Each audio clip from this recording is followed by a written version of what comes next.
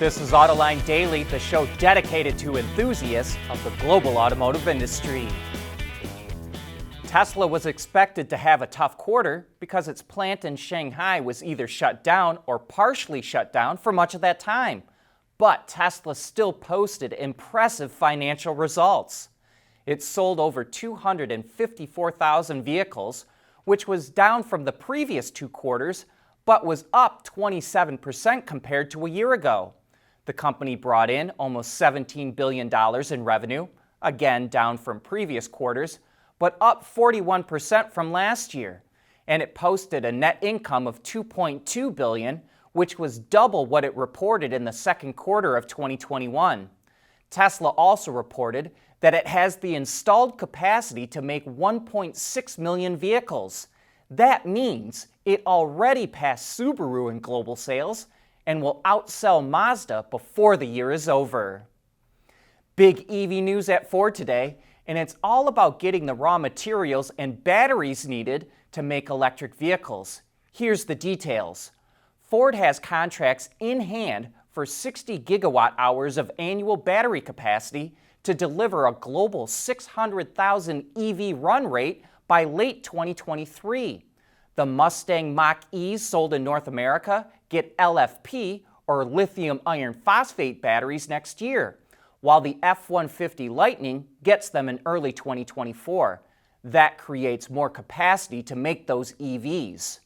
The company is on the path to get 70% of the battery capacity it needs to make 2 million plus EVs a year globally by 2026.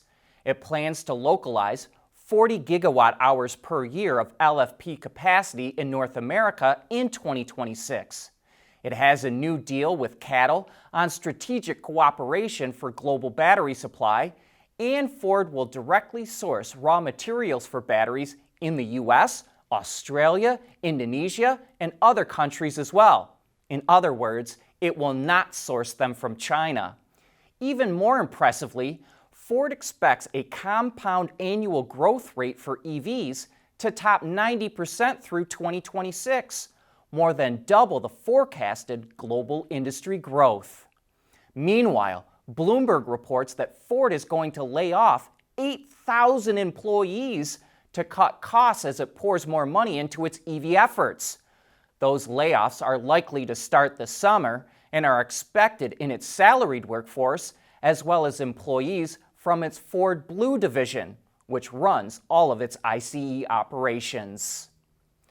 Several UAW leaders who were convicted in the union's corruption scandal have been freed from prison after serving only a fraction of their sentences. 6 officials, including former presidents Gary Jones and Dennis Williams, and former FCA VP Alphonse Acciabelli, were freed early. Jones was sentenced to 28 months in prison, but served less than 9. Williams, too, only served 9 months, even though he was sentenced to 21 months in prison. The leaders are being freed under the First Step Act, which is a law designed to reduce the prison population. However, other UAW officials who were less culpable in the scandal served or are still serving longer sentences.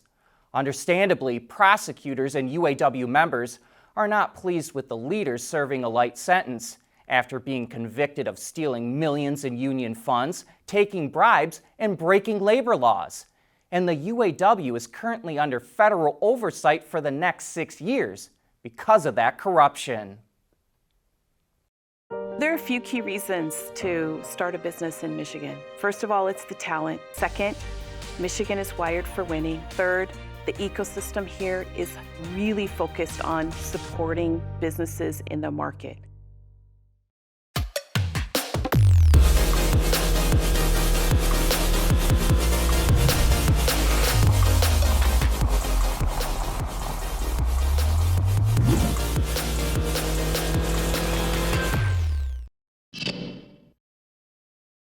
The U.S. Postal Service is once again changing its mind about its upcoming fleet of mail trucks. In February, it said it would buy up to 165,000 new generation delivery vehicles from Oshkosh over the next 10 years, and that 10% of the fleet would be electric. Then in March, after a lot of criticism, it committed to buying 50,000 of those ugly delivery trucks, 20% of which would be BEV.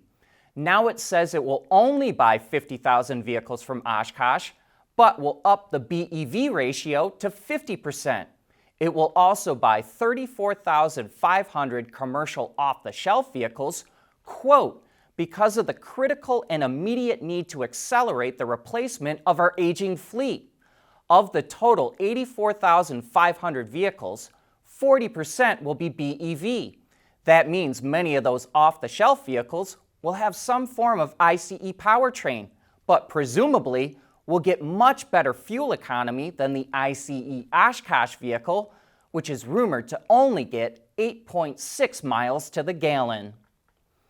There were a lot of confused and some very ticked off people in the comments section after our report that Volkswagen has a 153-day supply of ID4s. A lot of you just don't believe the numbers. So let's get into more detail.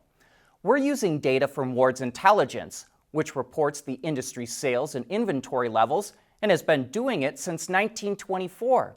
In case you don't know anything about Ward's, the U.S. Department of Commerce even uses its data for all its economic forecasting involving the automotive industry. So it's the Bible of the industry when it comes to this kind of data. And that inventory data includes vehicles that are in transit, not just those that are at dealerships. In other words, it includes inventory at ports, on trains, and on trucks. And here's the key point. It's the sales rate that determines the day's supply. Ward says that in June 2021, there were 3,249 ID4s in inventory with a 35-day supply. Since then, ID4 sales are down 30% for the year and down 75% in the month of June alone. In June of 2022, there were 3,493 ID4s in inventory, and that works out to a 153-day supply. You may not like to hear that day supply number, but it's all because sales are down. And hey, we've got a great Autoline After Hours coming up later today with Boris Shulkin. He's the Chief Technology Officer at Magna, and we're going to get into the most promising technology that he sees coming. Craig Cole from EV Pulse will also be on the show, so join John and Gary to learn all about the kind of technology that will soon be in vehicles.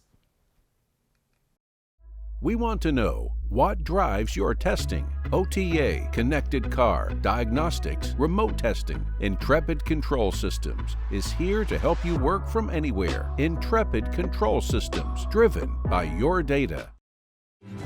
At Schaeffler, we pioneer motion. Electrifying mobility. Manufacturing smarter. Reducing CO2 emissions, making energy production clean. Schaeffler pioneers motion to advance how the world moves.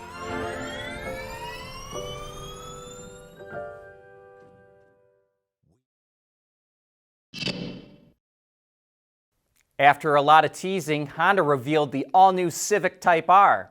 At the heart of this iconic car is a turbocharged 2-liter 4-cylinder engine, which is mated to an improved 6-speed manual transmission. Honda doesn't say what kind of power it will make, but it's the most powerful Type R in its 30-year history, so it has to be more than the last model, which produced 306 horsepower and 295 pound-feet of torque. Based on the 11th generation Civic hatchback, it's longer, wider, and lower, and that helps improve vehicle stability and response. Unique touches to the Type R include a more aggressive front fascia with larger fender grills, flared fenders, new side sill design, wider rear doors, reshaped rear bumper, and a big spoiler. The interior is highlighted by red trim, carpet, and seats, which are covered in a suede-like material that's meant to reduce the body sliding around. The new Civic Type R launches in the US this fall. Brembo is developing a new braking system that may represent the biggest step forward in brakes since ABS came out 40 years ago. With today's brakes, when you step on the brake pedal, all 4 brakes are activated simultaneously. With the new Sensify system, the brakes at each wheel are controlled independently of each other. The result is smoother, more controllable braking, especially in emergency braking situations, and even more so on wet or slippery surfaces. Brembo says it's not a brake-by-wire system, but it kind of is. The brake pedal sends out electronic signals to a brake control unit or computer. That, in turn, sends signals to hydraulic actuators that activate the brake pistons in the calipers. Or the brake control unit sends signals to electromechanical pistons in the calipers. In other words, Sensify can operate on full hydraulics or a combination of hydraulic and electric actuation, or have no hydraulics whatsoever and just use electric actuation. This gives automakers a choice of which system they want, which will vary depending on what kind of vehicle it goes into. Brembo allowed us to test drive the system, and it's spectacular. Interestingly, it used Tesla dual motor Model 3s for the test because Brembo thinks it has one of the best braking systems available. But as good as the Tesla system is, Brembo's new Sensify system is clearly superior. We think that this will quickly make its way into every performance car and over time to every vehicle, just as ABS has. Brembo says it will go into production in 2024, but it will not say who will be the first to use it. We think it could be Tesla. But that's a wrap for today. Thank you for tuning in.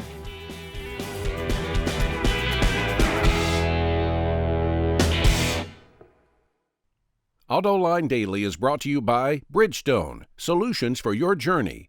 Intrepid Control Systems, over-the-air engineering, boost your game. Scheffler, we pioneer motion. And by the Michigan Economic Development Corporation.